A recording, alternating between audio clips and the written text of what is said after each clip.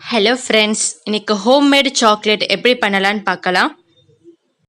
இதுக்கு தேவையான பொருட்கள் நான் இந்த கப்பால் எல்லாத்தையும் மெஷர்மெண்ட் பண்ணியிருக்கேன்.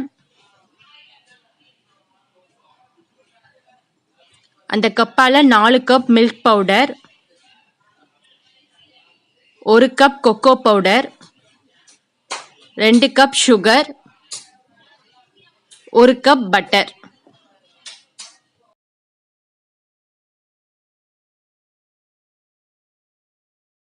ஃபஸ்ட்டு ஒரு பேசினில் மில்க் பவுடரையும் கொக்கோ பவுடரையும் ஆட் பண்ணிக்கோங்க.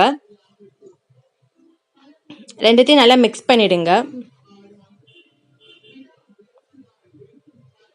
இது ரொம்ப ஈஸியான மெத்தடுங்க. நம்ம சீக்கிரம் பண்ணிடலாம். ஆக்சுவலாக 5 மினிட்ஸ் தான் ஆகும் நம்ம சாக்லேட் பண்ணுறதுக்கு.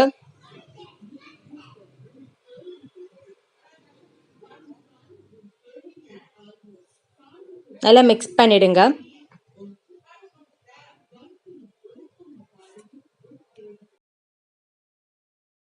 இப்போ சர்க்கரை பாகு எப்படி பண்ணலான்னு பார்க்கலாம்.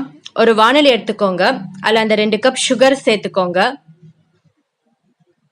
இப்போ கொஞ்சமாக தண்ணி ஆட் பண்ணிக்கோங்க. இந்த சர்க்கரைக்கு மேலே தண்ணி இருக்கிற மாதிரி ஆட் பண்ணால் போதும், ரொம்ப ஆட் பண்ண வேண்டாம்.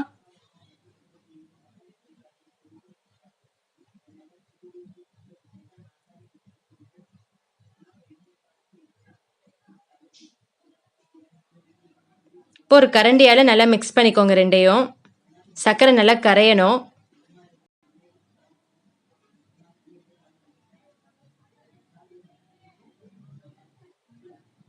இந்த மாதிரி நல்லா கையெடுக்காமல் மிக்ஸ் பண்ணிகிட்டே இருங்க.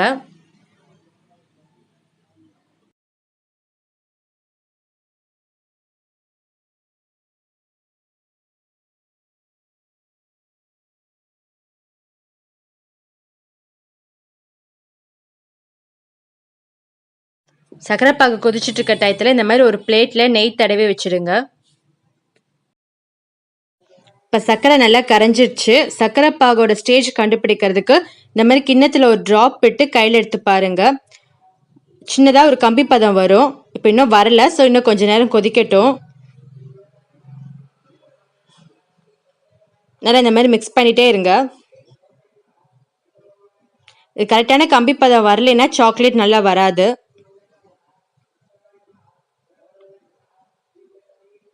இப்போ மறுபடியும் பார்ப்போம். பாருங்க, இப்போ கரெக்டாக கம்பி பதம் வந்துடுச்சு. ஸோ இப்போ கேஸ் ஆஃப் பண்ணிடுங்க. அந்த வெண்ணெயை ஆட் பண்ணிக்கோங்க. அந்த சூட்லேயே அது கரையணும்.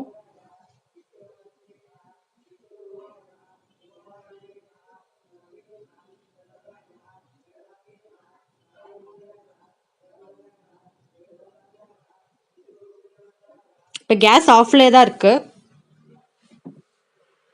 இப்போ வெண்ணெய் நல்லா கரைஞ்சதுக்கு அப்புறமா நம்ம மிக்ஸ் பண்ணி வச்ச milk powder, cocoa powder add பண்ணிக்கோங்க.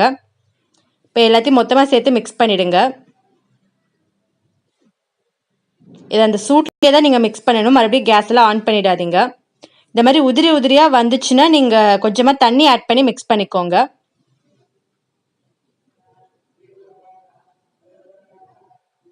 ரொம்ப தண்ணி ஆட் பண்ணிட வேண்டாம், லைட்டாக ஆட் பண்ணிக்கோங்க. இந்த மாதிரி திக்காக வரணும். நம்ம மிக்ஸ் பண்ணும்போது இந்த மாதிரி திக்காக வந்துச்சுன்னா கரெக்டாக ஆயிடுச்சுன்னு அர்த்தம். இப்போ இதை அந்த நெய் தடவி வச்சு ஒரு பிளேட்டில் ட்ரான்ஸ்ஃபர் பண்ணிடுங்க. இப்போ இது நல்லா சூடு ஆனதுக்கு அப்புறமா நம்ம பீஸ் போடலாம்.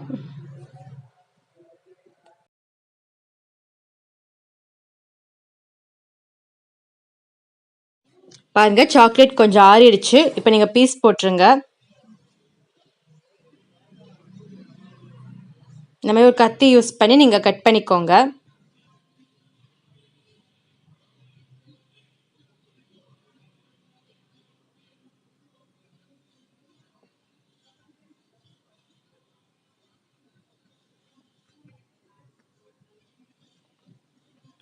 இது இப்போதைக்கு இப்படி தான் இருக்கும். இன்னும் நல்லா ஆறுனதுக்கு அப்புறமா அழகா துண்டு துண்டா வரும்.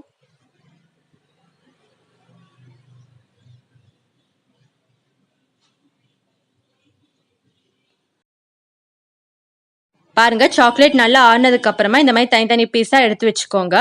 இது நீங்க கொஞ்ச நேரம் ஃப்ரிட்ஜில் வச்சீங்கன்னா இன்னுமே நல்லா திக்காயிடும். ஸ்வீட்டான ஹோம்மேட் சாக்லேட் ரெடி. இந்த வீடியோ பிடிச்சிருந்தா லைக் பண்ணுங்க, கமெண்ட் பண்ணுங்க, மறக்காம சப்ஸ்கிரைப் பண்ணுங்க. Thank you friends.